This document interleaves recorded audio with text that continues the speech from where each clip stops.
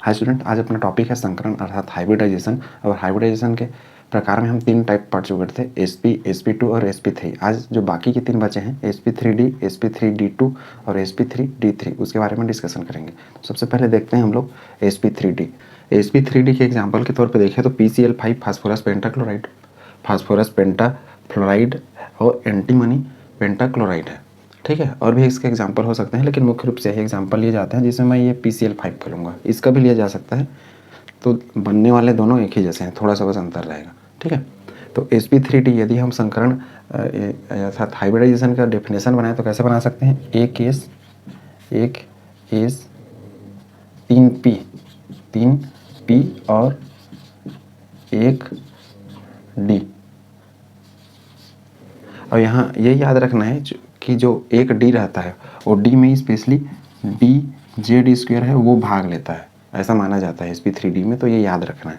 ठीक है, एक एस 3p और एक डी कक्षा का था जो ऑर्बिटल है, ऑर्बिटल आपस में मिलकर कितने बनाएंगे? आपस में मिलकर देखिए 3 1 4 1 5 sp3d संकरित अर्थात हाइब्रिड ऑर्बिटल बनाते हैं, संकरित कक्षक बनाते हैं। और इसको क्या कहते हैं? इसे sp3d संकरण कहते हैं, अर्थात ये जो प्रक्रियाएं होती हैं इसको sp3d संकरण कहते हैं। अब एग्जाम्पल के तौर पर देखते हैं। एग्जाम्पल मैं लेता हूँ PCl5 का फास्फोरस पेंटाक्लोराइड। हमने सबसे पहले इलेक्ट्रॉनिक विन्यास लिखना सीखा था सेंट्रल एटम का, अर्थात केंद्रीय परमाणु का। फास्फोरस और क्लोरीन में विद्युत ऋणात्मकता किसकी कम है? जो फास्फोरस है उसकी, इसलिए केंद्रीय परमाणु अर्थात सेंट्रल एटम ये बनेगा। तो इसका हम इलेक्ट्रॉनिक कॉन्फ़िगरेशन लिखेंगे। Phosphorus 15, 1s² 2s² 2p6 3s² 3p3 और लास्ट में इधर 3d0। अब ऐसा क्यों लिखा गया 3d0? 3d0 इसलिए लिखा हुआ है क्योंकि अपने पास क्लोरीन 5 है और क्लोरीन के 5 इलेक्ट्रॉन जो अयुग्मित अर्थात अनपेयर्ड आने वाले हैं उनके लिए 5 आधे भरे हमको क्या चाहिए? ऑर्बिटल चाहिए। तो देखिए एस तो ये पूरा कंप्लीट भर गया है, ये पी के पास 3 जगह है क्योंकि इसके पास टोटल 6 इलेक्ट्रॉन भर सकते हैं और 3 अनपेयर्ड इलेक्ट्रॉन है। तो अब इसको मैं जंप भी कराऊँ तो कहाँ कराऊंगा? ये वाले इलेक्ट्रॉन को तो जंप कराने के लिए मैं 3d0 रखा हूँ, क्योंकि यहाँ के इलेक्ट्रॉन जंप करेगा एक्साइटेड स्टेट में, यहाँ पहुँचेगा तो इस क्लोरीन के लिए जगह बन पाएगा। ठीक है, तो ये याद रखें। और इसके बाद अब देखिए क्लोरीन परमाणु क्रमांक कितना होता है? 17, 1s² 2s² 2p6 3s² 3p क्या आएगा? 3p आएगा 5 हो गया। 6 4 10 2 12 5 कितना हो गया? 17। हमको चूंकि क्लोरीन सेंट्रल एटम नहीं है, ये साइड एटम है, अर्थात केंद्रीय परमाणु ये है, तो इसका हमको ये अंतिम वाला लेना है, संयोजी कक्षा या फिर आउटर ऑर्बिट का इलेक्ट्रॉन। अब इसका हमको सिर्फ इसको लेना है। ठीक है, और इसमें सिर्फ एक ही इलेक्ट्रॉन हम लेंगे जो कि आगे बढ़ेंगे। तो उम्मीद है चीज़ आपने समझ लिया होगा। अब देखिए हम सबसे पहले स्टेप में क्या करते थे, जो सेंट्रल एटम है इसकी अंतिम कक्षा की स्थिति लिखते थे P15। अब देखिए ये मैं लिखा 3s 3p 1 2 3 और ये 3d। डी में 5 जगह होते हैं, 1 2 3 3 4 और ये 5। ठीक है, तो डी का अभी खाली है, ये हम लिखेंगे 3d। ये क्या हो जाएगा? ये हो जाएगा सामान्य अवस्था, जिसको ग्राउंड स्टेट बोलते हैं, सामान्य अवस्था। अब इलेक्ट्रॉन को इसको जंप कराएंगे। यहाँ पे क्यों जंप करा रहे हैं? क्योंकि जो क्लोरीन है ये 5 क्लोरीन है और ये अपने पास 1 2 3 जगह भी खाली है एक एक इलेक्ट्रॉन भरने के लिए, और इसको जंप कराऊंगा तो ये चौथा बनेगा और यहाँ पे एक जगह बन जाएगा 5वां। तो ये क्या हो जाएगा? ये हो जाएगा फर्स्ट हो गया, उसके बाद ये इसका 1 2 3 और ये ऐसा, ये एक इलेक्ट्रॉन इसमें आ गया कि इसमें 3d में 3p में 3 और 3s में 1। इस तरीके से ये एक s ऑर्बिटल, 3 p ऑर्बिटल और एक d ऑर्बिटल, और d में कौन सा? d z²। तो इसमें याद रखना है आपको, इसमें जो d रहता है वो d z² मिक्सिंग होता है, भले ही हम इसको यहाँ पे भर रहे हैं dxy वाला जो नाम था उसमें, लेकिन इसमें जो मिक्सिंग होने वाला ऑर्बिटल है ये देखा गया है प्रायोगिक तौर पे कि यही चीज़ मिक्स होता है। तो ये पॉइंट याद रखेंगे, d का d z²। ठीक है, अब ये कौन सा हो गया? ये हो गया उत्तेजित अवस्था, जिसको क्या बोलते हैं? Excited state. अब सेकंड नेक्स्ट स्टेप में क्या करेंगे? अब सब मिक्सिंग हो रहे हैं, मिक्सिंग होने के बाद क्या करेंगे? एक नए टाइप का ऑर्बिटल बना लेंगे। ये देखिए, अर्थात ये 3p अब 3p नहीं रहा, 3d नहीं रहा और 3s नहीं रहा। ये क्या हो गया अपना? ये हो संकरित अवस्था, ऐसे बिंदी कर लेंगे।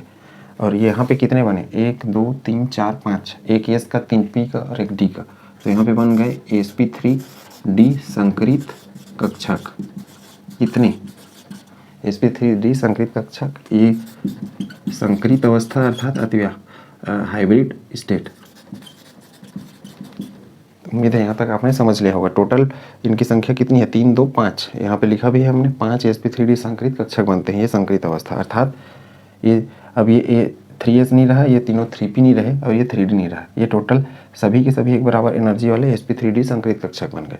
अब इसके बाद क्या करेंगे, हम लोग अणु का निर्माण करेंगे, अर्थात जो ओवरलैपिंग स्टेट है वो होगा। और कौन सा हम बना रहे हैं, PCl5 को।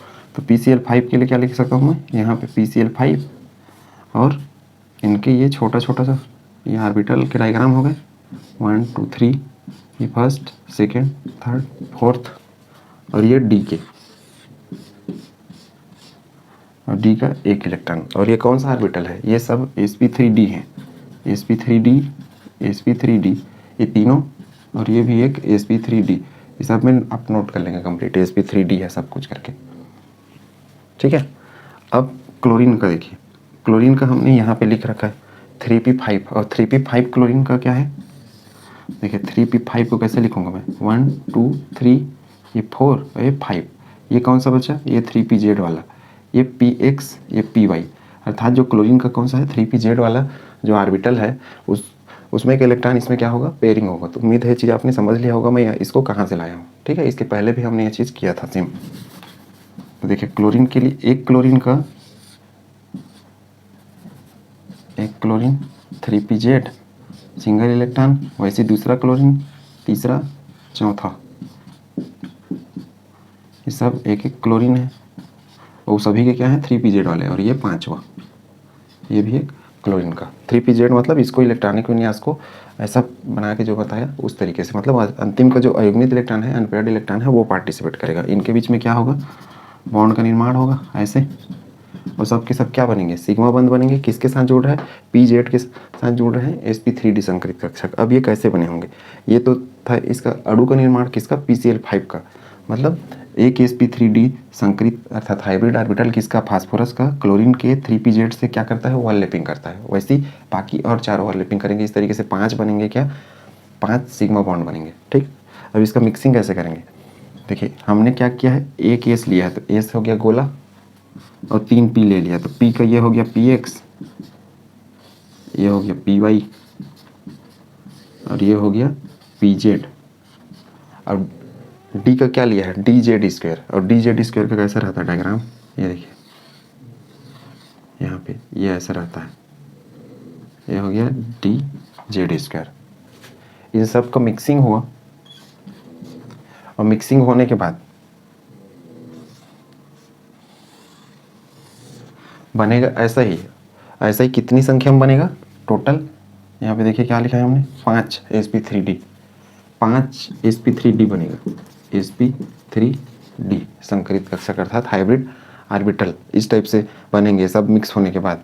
और ये आपस में एक दूसरे को ऐसे एडजस्ट करेंगे, 5 चूंकि बनेंगे, एक ऐसा रहेगा, वैसे ही 4 और बनेंगे, तो एक दूसरे को ऐसे एडजस्ट करेंगे कि उनके बीच में क्या है, न्यूनतम अर्थात मिनिमम रिपल्सन रहे। मिनिमम रिपल्सन रहेगा तो एनर्जी बहुत कम रहेगा, एनर्जी कम रहेगा तो जो मॉलिक्यूल बनेगा अर्थात अणु बनेगा वो क्या बनेगा, स्थायी अर्थात स्टेबल बनेगा।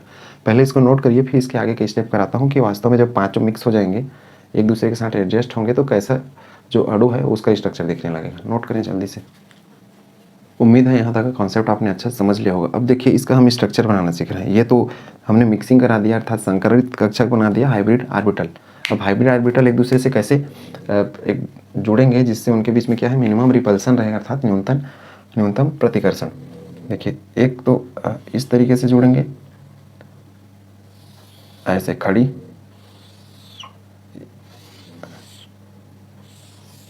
ये इस तरीके से जुड़ने वाले हैं, ठीक है।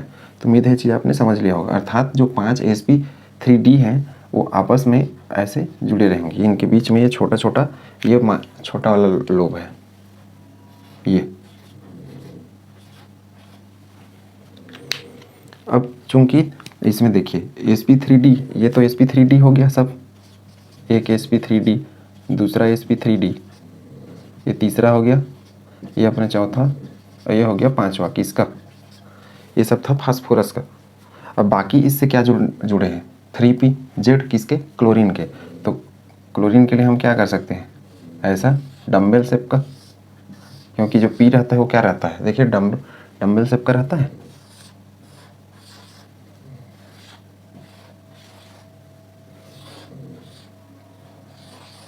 ये इस तरीके से एडजस्ट हो जाएंगे। अब इनमें इलेक्ट्रॉन देखिए, इसका sp3d अर्थात फास्फोरस का एक इलेक्ट्रॉन और इस क्लोरीन का एक इलेक्ट्रॉन। तो इस तरीके से इनमें दो दो इलेक्ट्रॉन बढ़ते जाएंगे बारी बारी से। और ये चूंकि लॉकिंग टाइप का है, कैसा, एक्सियल अर्थात अक्षीय अतिव्यापन है, और अक्षीय में क्या बनता है हमेशा सिग्मा बॉन्ड। तो 1 sigma, 2 sigma, 3 sigma, 4 sigma, 5 sigma. और ये सब किसका है, ये सब है क्लोरीन का। कौन सा, 3Pz वाला था, 3Pz लिख लेंगे, ये भी क्लोरीन का था, ये भी क्लोरीन था। बीच वाला किसके लिए था, फास्फोरस के लिए। तो उम्मीद है ये चीज़ आपने समझ लिया होगा। ये हो गया इसका स्ट्रक्चर। अब इसी को दूसरे तरीके से और कैसे बना सकते हैं, ये हमने क्या रखा, फास्फोरस, ये हमने क्या रखा, फास्फोरस, और ये जो ऐसे खड़ी था, और ये खड़ी मतलब ये वाला लाइन, और उसी तरीके से ये हो गया, ये हो गया।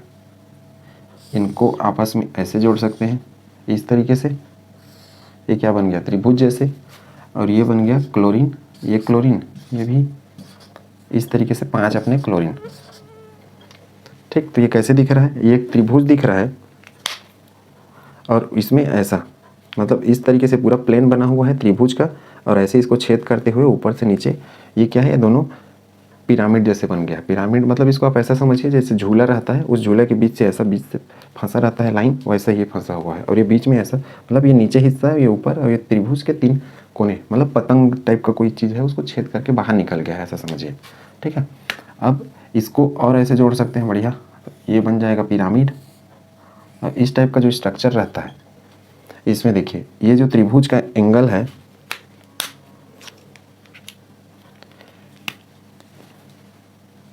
ये सब, ये एंगल 120 डिग्री का बनता है। ठीक, और ये जो ऐसा खड़ी लाइन है, तो खड़ी लाइन कितने का रहता है, 90 डिग्री का। तो इसमें क्या बनेगा, बंद कोण। पहले इसका आकृति लिख लेते हैं। आकृति, इस आकृति को बोलते हैं त्रिकोणीय द्विपिरामिडीय। आकृति क्या हो जाएगा, आकृति होगा त्रिकोणीय द्विपिरामिडीय, अर्थात 1 2 3, ये 3 कोने इसलिए त्रिकोणीय, और 2 पिरामिडीय मतलब 2 ऐसा पिरामिड खड़ा हो गया है। इसी को बोलते हैं ट्राइगोनल, ट्राइगोनल बाइपिरामिडल, पिरामिडल। बंद कोण कितने बनने वाले हैं, बंद कोण, तो 2 कोण देखिए, ये जो खड़ी लाइन है ये बनेगा 90 डिग्री का, 2 कोण बनता है 90 डिग्री का, और 3 मतलब ये त्रिभुज के 3 कोण बनता है 120 डिग्री का। तो ये याद रखें। अब परसेंटेज देखते हैं, परसेंटेज किसका, एस का, पी का और डी का। टोटल अपने sp3d 3 2 5 टाइप के ऑर्बिटल बने हैं। कौन से, हाइब्रिड ऑर्बिटल। तो जो 100 है उसको किससे भाग दे देंगे, 100/5, तो ये क्या हो जाएगा 20। ठीक है, अब ये हो गया 20%, क्यों, एस 1 है और पी कितना है 3, तो 2 × 20 कितना हो जाएगा 60%। और डी कितना है, डी 1 है, तो ये भी 20%। इस तरीके से इनका परसेंटेज कैरेक्टर पता कर सकते हैं। अर्थात ये जो स्ट्रक्चर बना है उसमें एस 20% है, पी 60 और डी 20% है। तो उम्मीद है ये चीज़ आपने अच्छे से समझ लिया होगा। ये क्लोरीन का 3Pz वाला पोर्शन यूज़ होता है, जो कि वहाँ पे पहले भी लिखा जा चुका है, इसको नोट करिए। इसके बाद हम इसका जो नेक्स्ट टाइप है उसको पढ़ेंगे, और इसमें जो एग्जाम्पल में शुरुआत में लिखा था PF5 का या SbCl5 का, तो उसको आप प्रैक्टिस करके देखें, आसानी से बन सकता है। नेक्स्ट हम इसका टाइप पढ़ेंगे sp3d2 संकरण। अब हम समझ रहे हैं sp3d2 नेक्स्ट टाइप का संकरण। इसमें देखिए जैसे कि टोटल sp3 एक केस 3p और 2d, ये सब मिल के टोटल कितने, 3 2 5 1 6 प्रकार के sp3d2 संकरित कक्षक अर्थात हाइब्रिड ऑर्बिटल बनाने वाले हैं। अब इसमें ध्यान ये रखना है कि जो d है उसमें dx², -y² और dz² ये पार्टिसिपेट करते हैं, ये माना जाता है। जैसे इसके पहले वाले में sp3d में dz² पार्टिसिपेट करता था, तो वैसे ही इसमें dx² y² और dz² पार्टिसिपेट करते हैं, ये याद रखेंगे। ठीक है, अब ये टोटल 6 sp3d2 हाइब्रिड ऑर्बिटल बनाते हैं। ये तो हो गया, अर्थात इसका डेफिनेशन इस तरीके से हम बना सकते हैं और ये इसके एग्जाम्पल है। एग्जाम्पल को मैं लेता हूँ SF6 का, सल्फर हेक्सा फ्लोराइड। हेक्सा मतलब 6 होता है, तो sulphur hexa fluoride, SF6 sulphur hexa fluoride. अब इसमें देखिए सबसे पहले हम यहाँ क्या करते थे, इलेक्ट्रॉनिक विन्यास लिखते थे। तो सल्फर का लिखेंगे 16 होता है, 1s square 2s square 2p6 3s square 3p क्या हो जाएगा, देखिए 6 4 10 2 12 और 12 और क्या हो जाएगा 4, 12 4 हो जाएगा 16 और इसके बाद आ जाएगा 3d 0। अब 3d 0 क्यों किया हमने, क्योंकि मैं पहले ही बताया जैसे उसमें क्लोरीन का क्षय था, यहाँ फ्लोरीन का क्षय है, तो क्षय खाली जगह चाहिए, इसलिए हम ये जो नेक्स्ट है इसको भी ले रहे हैं। ठीक है, तो उम्मीद है ये चीज़ आपने समझ लिया होगा। अब यहाँ पे हमने सल्फर को कहीं क्यों लिखा इतना सारा, तो इसमें देखिए SF6 में सल्फर और फ्लोरीन में केंद्रीय परमाणु अर्थात सेंट्रल एटम कौन सा है, सल्फर, क्योंकि इसकी विद्युत ऋणात्मकता अर्थात इलेक्ट्रोनेगेटिविटी क्या है, कम है, इसलिए इसको लिख रहे हैं। फ्लोरीन परमाणु क्रमांक 9 1s square 2s square 2p क्या हो जाएगा 5। अब देखिए इसमें हमको जो सल्फर है उसका ये आउटर ऑर्बिट का पूरा उपयोग होना है और इसका हमको सिर्फ ये 2p5 वाला उपयोग होना है। ये हमारा पहला स्टेप कंप्लीट। सेकेंड स्टेप में हम क्या करेंगे, जो केंद्रीय परमाणु रहेगा सल्फर है, इसके अंतिम कक्षा की स्थिति लिखो। 3s में 2 है, 3p में कितना है, 3p में है 4 1 2 ये 3 और ये 4, ये हो गया 3p और 3d में कितना है 1 2 3, 3d खाली है, इसको हम बोलते हैं सामान्य अवस्था अर्थात ग्राउंड स्टेट, सामान्य अवस्था या फिर ग्राउंड स्टेट। ठीक, अब क्या करेंगे, एक इलेक्ट्रॉन जंप कराएंगे यहाँ और यहाँ का एक इलेक्ट्रॉन जंप कराएंगे यहाँ। तो उम्मीद है चीज़ आपने समझ लिया होगा। ये पास वाला इसलिए पास में जंप किया, दूर वाला इसलिए दूर में जंप कर रहा है। ठीक है, मतलब बारी बारी से हम जंप करा रहे हैं। ये क्या था, ये था 3D। अब जंप करा रहे हैं तो अगला जो स्टेट आएगा हमारा, इसको हम बोलेंगे एक्साइटेड स्टेट अर्थात उत्तेजित अवस्था। 1 2 3 सभी सिंगल सिंगल बन गए, ये 1 2 3 4 और ये 5। तो कितना को हमने जंप कराया है, 2 को, इसलिए देखिए एक इसका और कितना को जंप कराया है हमने, 2 को, तो एक इसका और दूसरा ये वाला। ठीक है, ये हो गया 3D, ये हो गया 3p, ये हो गया 3s। इसको बोलते हैं उत्तेजित अवस्था, उत्तेजित अवस्था अर्थात एक्साइटेड स्टेट। ठीक, तो ये याद रखेंगे। नेक्स्ट में क्या होगा, इसका हाइब्रिड स्टेट आएगा अर्थात इनमें संकरण होगा अर्थात मिक्सिंग होगा। 1s 3p और 2d, देखिए लिखा है 1s 3p और 2d, डी के याद रखने हैं, ये ऑर्बिटल पार्टिसिपेट करते हैं, ये माना जाता है जिससे बनते हैं।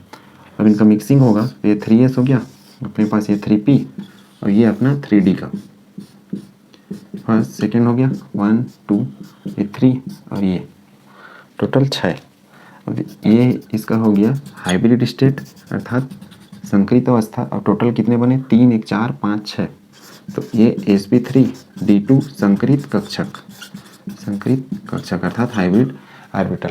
और ये क्या है, संकरित अवस्था अर्थात हाइब्रिड स्टेट, संकरित अवस्था। ठीक, उम्मीद है यहाँ तक का कॉन्सेप्ट आपने समझ लिया होगा। टोटल कितने sp3d2 6 हाइब्रिड ऑर्बिटल बनेंगे। ये इनका हो गया मिक्सिंग और यही चीज़ हमने लिखा था अर्थात 3s अब 3s नहीं रहा, 3p भी 3p नहीं रहा और 3d भी 3d नहीं रहा, अर्थात ये आपस में मिक्स हो गए। अब अपना नेक्स्ट स्टेप क्या है, अब अपना नेक्स्ट स्टेप है SF6 अणु बनाना। तो हम लिखेंगे SF6 और ये S का देखिए ये हो गया 1 और बाकी ये 3 pk और इधर d के, एक हो गया 2 3 4, ये फर्स्ट इलेक्ट्रॉन सेकेंड इसका, इस तरीके से टोटल अपने पास कितने आ गए 6। और ये सब क्या है, सब ये हैं sp3d2 संकरित कक्षक, ये भी सब के सब क्या है sp3d2, तीनों सबकी ऊर्जा एक समान। अभी भी क्या है sp3d2, ये सबको नोट कर लेंगे इस 3 के सामने इधर पे। अब हमने देखो फ्लोरीन लिखा हुआ था, फ्लोरीन का कौन सा आने वाला है, तो देखिए फ्लोरीन में 2p5 और 2p5 को हम कैसे लिख सकते हैं, ये देखिए मैं यदि 2p बनाया तो ये 1 2 3 4 5, ये कौन सा, ये 2pz है, ये 2py है और ये 2px है, तो ये z वाला इंटर करेगा किसका, फ्लोरीन का। ये मैं कैसे लिखा हूँ, ये लिखा हूँ मैं इसके लिए, ठीक है, क्योंकि ये जो सिंगल इलेक्ट्रॉन है ये इनके साथ पेयरिंग करेगा अर्थात जोड़ा बनाएगा, जिसको बोल रहे हैं अतिव्यापन या ओवरलैपिंग। तो ये अतिव्यापन अवस्था हमारा चल रहा है अभी। तो ये क्या हो जाएगा, ये फ्लोरीन का कौन सा 2pz वाला, वैसे ही दूसरा फ्लोरीन, तीसरा, चौथा, पांचवा फ्लोरीन, छठवां फ्लोरीन, टोटल 6 फ्लोरीन है, इसलिए ये सभी फ्लोरीन के बारी बारी से आते जाएंगे इसमें। तो उम्मीद है यहाँ तक का कॉन्सेप्ट आपने अच्छे से समझ लिया होगा। ये इनके बीच में देखिए ओवरलैपिंग अर्थात इनके बीच में बॉन्ड का निर्माण होगा और ये बन जाएंगे डबल डबल। इसके नीचे नोट कर लेंगे इस तरीके से 2pz ऐसा सभी के साथ, ठीक है। तो उम्मीद है चीज़ आपने अच्छे से समझ लिया होगा कैसे हो रहा है चीज़।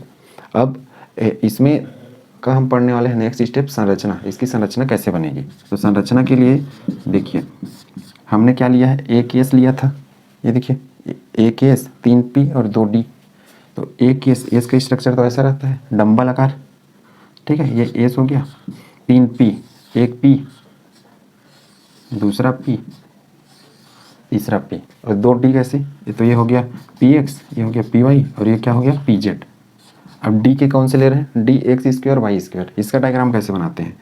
तो इसका डायग्राम बनता है इस तरीके से, ये D X square Y square, ये एक्स हो गया, ये वाई एक्सिस, ठीक है, D X square Y square. और डी जेड स्क्वायर का कैसे बनाते हैं, डी जेड स्क्वायर का बनाते हैं ऐसा, ठीक, ये हो गया डी जेड स्क्वायर। उम्मीद है चीज़ आपने अच्छा से समझ लिया होगा। अब इनका जब मिक्सिंग होगा तो मिक्सिंग होने के बाद बनेगा वैसा ही इस तरीके से। और कितने बनेगी इनकी संख्या, 3 4 5 6, 6 क्या sp3d2 संकृत कक्षक, मतलब 6 ऐसे ही दिखेंगे, 6 हाइब्रिड ऑर्बिटल। अब ये 6 कैसे एक दूसरे को एडजस्ट करते हैं और कैसे इसका आकृति बनेगा अर्थात शेप बनेगा किसका, SF6 का, उसके बारे में पढ़ेंगे। पहले इसको नोट करिए, फिर वो डायग्राम मैं यहाँ साइड पे बनाना स्टार्ट करता हूँ, जल्दी से नोट करें। अभी तक का जो स्टेप था वो आपको समझ में आ गया होगा। अब हम इसके बाद इसका पढ़ने वाले हैं संरचना अर्थात स्ट्रक्चर। तो जो sp3d2 संकृत कक्षक हैं 6, ये तो सिर्फ एक है, 6 ऐसे और रहेंगे, मतलब 5 और ऐसे रहेंगे, और वो कैसे एक दूसरे के साथ एडजस्ट होंगे और वो कैसे स्ट्रक्चर बनाएंगे उसके बारे में पढ़ने वाले हैं। कुछ हाइब्रिड ऑर्बिटल ऐसे रहेंगे इस तरीके से, कुछ इस तरीके से रहेंगे, ये ऐसे, ठीक। और इनके बीच में ये जो छोटे वाले लोब हैं वो ऐसे निकले रहेंगे, इस छोटे छोटे। उम्मीद है यहाँ तक का आपने समझ लिया होगा कैसे हो रहा है ये। और चूंकि इसके साथ फ्लोरीन का क्या है, जेड वाला जुड़ रहा है, तो फ्लोरीन का जेड वाला हिस्सा कैसे करेंगे, ये चूंकि पी डमरू आकार का होता है इसलिए ऐसा,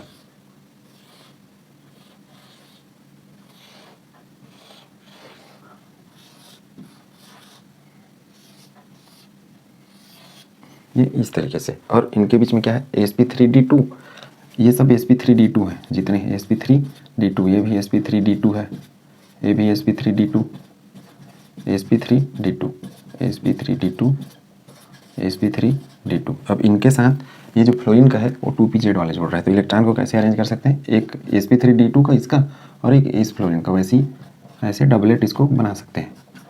ये इनके बीच में क्या है, अतिव्यापन का स्ट्रक्चर हो गया। और ये सब जो डायग्राम है ये फ्लोरीन के लिए है, कौन सा, 2pz वाला, ये सब फ्लोरीन के 2pz से अतिव्यापन हुआ है किसका, जो सल्फर था उसका। ये पूरा स्ट्रक्चर किसके लिए, सल्फर के लिए। अब इसी को आकृति समझने के लिए दूसरे तरीके से बना सकते हैं, कैसे, ये देखिए, ये मैं लिख दिया बीच में सल्फर और ये हो गया, और ये इस तरीके से, ये ऐसे, तो ये बन गया हमारा डायग्राम। ये यही है, ये जो ऊपर निकला है वो वाला ये है, इसको थोड़ा सा और लंबा करेंगे, ये नीचे वाला ये, ठीक। इसमें जो प्रत्येक कोण रहता है एंगल, वो एंगल रहता है 90 डिग्री का, 90 डिग्री का हर एक कोण। और इस स्ट्रक्चर को बोलते हैं हम लोग अष्टफलकी अर्थात ऑक्टाहेड्रल। कैसे बोल रहे हैं ऑक्टाहेड्रल इसको, देखिए 1 2 3 4 5, और ये क्या हो गया 6, 6 तो ऐसे ही हो गए, एक 7 और ये 8, ठीक है। तो इस प्रकार से इसको बोलते हैं अष्टफलकी अर्थात आकृति क्या बनने वाला है, आकृति बनने वाला है अष्टफलकी, इसको अंग्रेजी में कहा जाता है ऑक्टाहेड्रल। और हर एक sp3d2 एक दूसरे से किस कोण पे है, अर्थात जो इनके बीच का बंद कोण जिसको बोल रहे हैं, बंद कोण का अर्थ है कि इनके बीच में जो बंद बन रहा है वो कोण, हर एक कोण यहाँ होता है 90 डिग्री का, 90 अंश अर्थात प्रत्येक कोण, ये याद रखना है। और परसेंटेज देखिए sp3d2 2 3 2 5 1 6, 6 इसमें है, मतलब एस का 1, पी का 3 और डी का 2, तो 100 को हम किस में करेंगे भाग 6 में, तो क्या आ जाएगा, तो एक का आएगा 16.6%। तो उस हिसाब से देखिए एस 1 है तो एस हो जाएगा 16.6, पी कितना है, पी है 3, तो 3 गुणित 16.6 करेंगे तो इसका परसेंटेज निकल जाएगा। उसी प्रकार डी कितना है, डी की संख्या 2 है, तो 2 गुणित 16.6 करेंगे तो क्या आ जाएगा, ये डी का परसेंट आ जाएगा। तो इसको निकाल लेंगे। उम्मीद है यहाँ तक कंसेप्ट आपको अच्छा समझ में आ गया होगा। अब ये जितने बॉन्ड बनने वाले हैं ये क्या है, सिग्मा बॉन्ड है। 3 4 5 6, ये 6 सिग्मा बॉन्ड। इस तरीके से इनके बीच अतिव्यापन होता है, स्ट्रक्चर बनता है। उम्मीद है sp3d2 संकरण आपने समझ लिया होगा। इसी के आधार पर इसके जो दूसरे एग्जाम्पल हैं उनको भी आप इजीली कर सकते हैं। इसको नोट करिए। फिर इसके बाद हम संकरण का लास्ट टाइप sp3d3 पढ़ने वाले हैं। sp3d3 संकरण, इसका एग्जाम्पल होता है IF7। इसमें क्या होगा, एक एस 3p और 3d भाग लेने वाले हैं और तीनों मतलब सब एक साथ मिलेंगे और टोटल कितने बनाएंगे, 3 3 6 और एक 7 7 sp3d3 संकरित कक्षक अर्थात हाइब्रिड ऑर्बिटल बनाएंगे। अब d3 का क्या क्या भाग लेगा, dxy dxz और dz2। ऐसा माना जाता है कि यही 3 ऑर्बिटल जो d के 5 होते हैं उसमें से इस संकरण में भाग लेते हैं, तो ये याद रखना है। तो एक एस 3p और 3d आपस में मिलकर इतने कितने 7 sp3d3 संकेत कक्षक बनाते हैं। पूरी प्रक्रिया क्या कहलाएगी, sp3d संकरण कहलाएगी। अब एग्जाम्पल के तौर पर इसका समझते हैं IF7 का। एग्जाम्पल है IF7। पहला स्टेप हमारा इलेक्ट्रॉनिक विन्यास, आयोडीन का होता है 53, ठीक है। अब इसका मैं अंतिम कक्षा का सीधा विन्यास लिख रहा हूँ क्योंकि इसका समय ज़्यादा लगेगा मुझे लिखने में। आप बाव को जो नियम है उसके हिसाब से इसको इलेक्ट्रॉनिक विन्यास लिख सकते हैं आराम से, ठीक है। तो ये हो जाएगा 5s2 होता है इसके अंतिम में, और ये रहता है 5p, क्या रहेगा 5, क्यों रहेगा, क्योंकि आयोडीन 17वें समूह का सदस्य है। फ्लोरीन क्लोरीन ब्रोमीन वाला, फ्लोरीन क्लोरीन ब्रोमीन आयोडीन इस फैमिली का सदस्य है। ये सभी के अंतिम में कितने होते हैं, 7, इसलिए मैं 7 लिखा। और 5वें आवर्त का भी सदस्य है आयोडीन, इसलिए 5s2 5p 5 लिखा, और ये हो जाएगा 5d0। तो उम्मीद है यहाँ तक आपने समझ लिया होगा। दूसरा है फ्लोरीन। तो फ्लोरीन का ये तो मतलब ईजी रहता है इसका, ये सामान्य लिख सकते हो 1s² 2s², 2p क्या हो जाएगा, ये 5 हो जाएगा। तो चूंकि ये जो फ्लोरीन है इसमें आयोडीन और फ्लोरीन में विद्युत ऋणात्मकता किसकी कम होगी, आयोडीन की, और फ्लोरीन की विद्युत ऋणात्मकता क्या होगी, अधिक होगी। तो जिसकी कम वो उसको हम मानेंगे केंद्रीय परमाणु, और इसका हम लेंगे पूरा ये तीनों अंतिम वाला, ये अंतिम का लिखा हूँ बाकी का नहीं लिखा हूँ मैं, और इसका हम लेंगे सिर्फ ये, सिर्फ अंतिम में जो इलेक्ट्रॉन भरने वाला है वो। अब सबसे पहले हम चलते हैं सामान्य अवस्था पे। ये हो गया 5s, ये हो गया 5p 1 2, ये 3 हो गया, ये 4 और ये 5, और ये हो गया अपना 5d, ठीक है। ये 5d हो गया, 5p और ये 5s। जंप कराओ इलेक्ट्रॉन को, ये फर्स्ट इलेक्ट्रॉन, सेकेंड इलेक्ट्रॉन, ये थर्ड इलेक्ट्रॉन, 3 इलेक्ट्रॉन जंप करेंगे। अब जंप क्यों करेंगे, क्योंकि अपने पास फ्लोरीन की संख्या कितनी है, 7 है, तो 7 अनपेयर्ड इस टाइप के इलेक्ट्रॉनों के लिए खाली जगह चाहिए, इसलिए हम जंप करा रहे हैं। ये क्या हो गया, ये हो गया सामान्य अवस्था, ठीक है। इसको बोलते हैं ग्राउंड स्टेट। एक्साइटेड स्टेट में क्या होगा, ये जंप कर गए तो ये अकेले हो गया 5s, ये 5 है और ये s है, ठीक है, दोनों एक जैसे दिख रहे हैं, कंफ्यूज नहीं होंगे। और ये 5p 1 2 3, और इधर 3 जंप करके चले गए हैं, ये 1 ये 2 और ये 3। इसको बोलेंगे उत्तेजित अवस्था अर्थात एक्साइटेड स्टेट, उत्तेजित अवस्था अर्थात एक्साइटेड स्टेट। ये 5p और ये 5d, ठीक। अब क्या आएगा, संकरित अवस्था। संकरित अवस्था में क्या होंगे, सबके सब मिक्सिंग होंगे अर्थात मिलेंगे आपस में। ये फर्स्ट सेकेंड थर्ड और ये अपना 3, ये 3 हो गया, और ये चूंकि सब मिल रहे हैं तो इनका क्या होगा, अस्तित्व स्वयं का खत्म हो जाएगा, एक नया चीज़ मिलेगा हमको। मतलब 5s हट गया, 5p 5d, ये तीनों का अस्तित्व खत्म हो गया और एक नया चीज़ मिल रहा है। नया मतलब 3 3 6 1 7, 7 क्या मिलेंगे हमको, sp3d3, sp3d3 संकरित कक्षक अर्थात हाइब्रिड ऑर्बिटल। उम्मीद है यहाँ तक समझ लिया होगा। इसको बोलते हैं हम लोग हाइब्रिड स्टेट अर्थात संकरित अवस्था। अब हम क्या कराएंगे, अतिव्यापन अर्थात अणु निर्माण का स्टेज, जिसमें यहाँ पे देखिए IF7 ये अब बनाने वाले हैं। सबसे पहले ये वाला ऑर्बिटल एक, इसके बाद p के 3, उसके बाद d के कितने हैं, इसके भी 1 2 3 में भरे हैं, 2 खाली हैं। ये फर्स्ट सेकंड थर्ड हो गया, इसका फर्स्ट सेकंड थर्ड, सबके साइज एक जैसे ही बनाएंगे, छोटा बड़ा यहाँ पे बन गया है।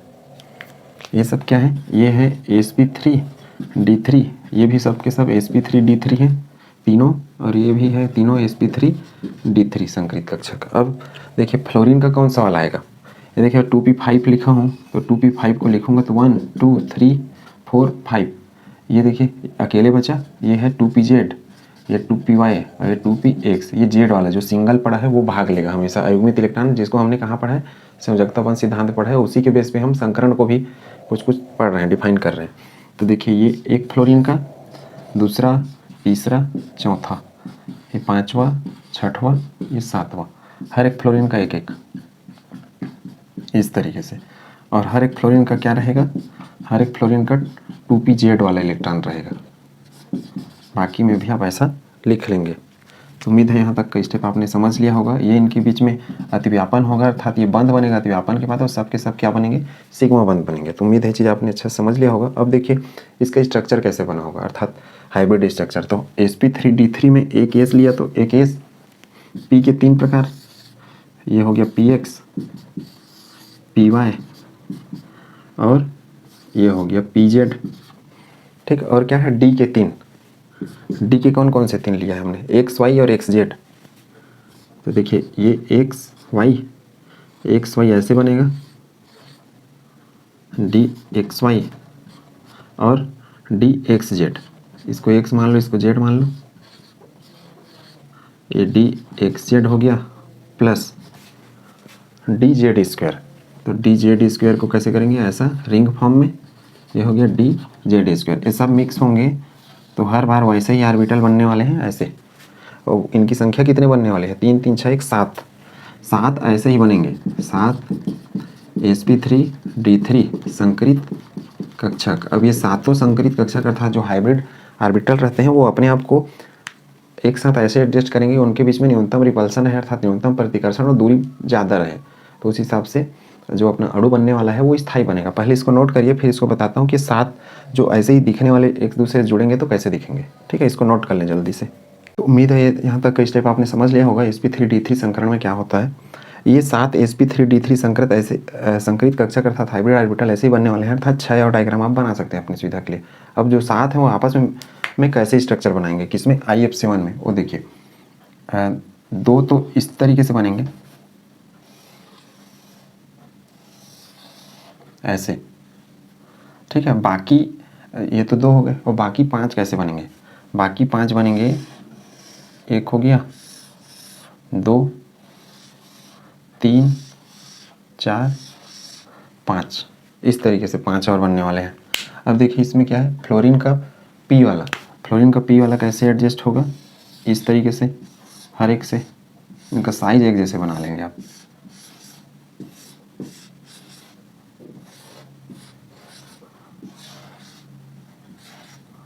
ये इस तरीके से बनेगा, और हर एक में क्या रहेगा, एक ये जो अंदर का है ये है sp3d3 सब में, sp3d3 मतलब ये सातों, ये देखिए 2 3 4 5 6 7, ये इधर 3 हो गया और इधर ऐसे 4, ये सब sp3d3 हैं। और ये जो हैं बाहर लगे हुए हैं ये सब किसके हैं, फ्लोरीन के हैं। फ्लोरीन का कौन सा, 2pz वाला, ये फ्लोरीन, ये भी फ्लोरीन इस तरीके से।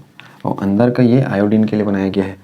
और जो इसके ये छोटे छोटे लोब हैं वो लोब कहाँ मिलेंगे हमको, ये लोब मिलेंगे यहाँ साइड पे ऐसे एकदम से बारीक इस तरीके से।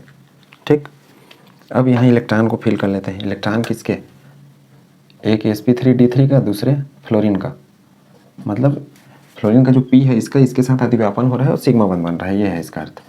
ये ऐसे 2 इलेक्ट्रॉन इस तरीके से, और हर एक बंध क्या है, सिग्मा बंध। टोटल 7 बनेंगे, 3 1 4 5 1 6 और ये 7, क्योंकि 7 फ्लोरीन है तो 7 सिग्मा बंध। आकृति क्या हो जाएगा, आकृति को देखने के लिए हम इस तरीके से रख सकते हैं, आयोडीन को बीच में रखेंगे ये।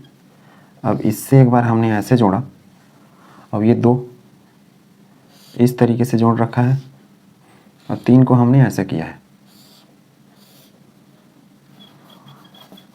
अर्थात इनके बीच में थोड़ा ऐसा गैप है। अब ये ऐसे बनेगा,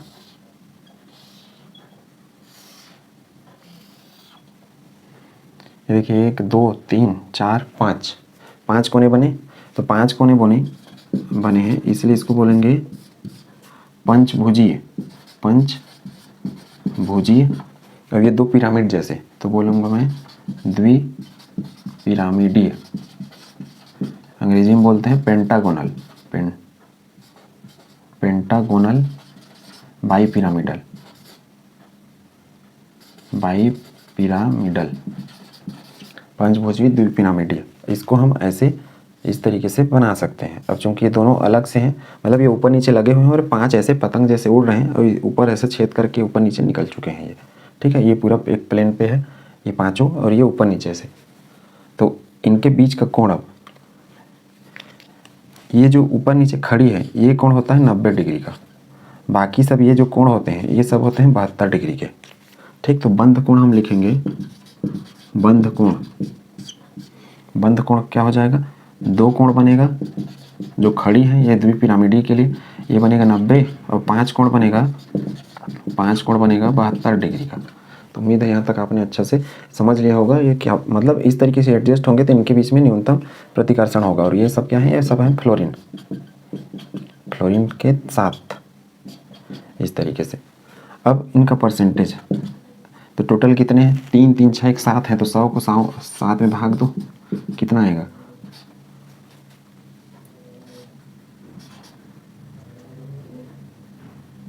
ये 14.2 के करीब आएगा। तो एस का परसेंटेज हो जाएगा 14.2।